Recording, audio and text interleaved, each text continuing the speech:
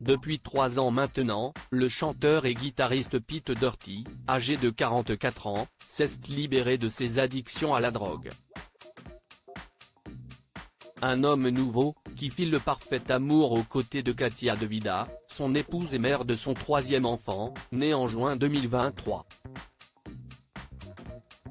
Cette dernière a même réalisé un documentaire sur le rocker des groupes The Libertines et Baby Shambles, retraçant sa vie parfois chaotique, mais aussi ses moments de bonheur et de travail acharné. À l'approche de la sortie de ce film, intitulé Stranger in My Own Skin, diffusé sur Canal+ Docs le 19 février prochain, le couple s'est confié sans détour auprès de Paris Match, dont le magazine est en kiosque dès ce 1er février. Dans cette entrevue à cœur ouvert, l'ex de Kate Moss a évoqué un aspect moins connu de sa vie, ses 2 enfants aînés, qu'il n'a quasiment jamais vus mais qu'il a reconnus, selon les mots de nos confrères.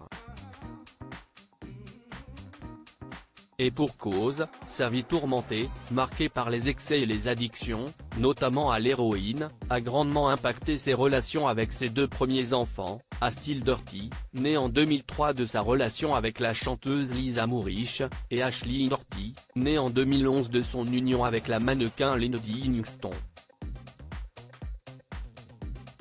C'était une période de ma vie où avoir un enfant n'était pas ma préoccupation principale, a-t-il livré avec sincérité. Sa relation avec Katia semble avoir été le catalyseur d'un changement profond, l'aidant à trouver un équilibre et une sérénité qu'il n'avait pas connue auparavant.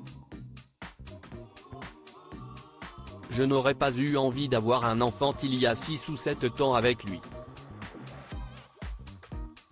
J'ai attendu qu'il soit clean pour ça, a d'ailleurs confié sa femme, avec laquelle l'artiste anglais vit désormais en Normandie.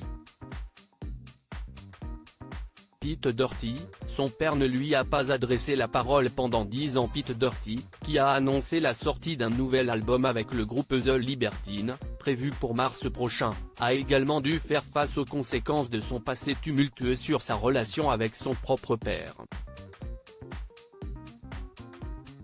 Il ne lui a pas adressé la parole pendant 10 ans parce que les seules nouvelles qu'il avait de lui étaient ces unes violentes des quotidiens anglais, a notamment révélé Katia, soulignant l'acharnement des tabloïds britanniques concernant les frasques du chanteur.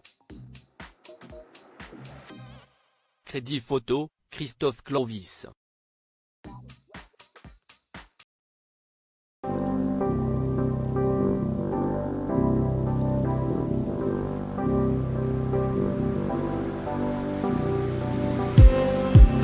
Just need some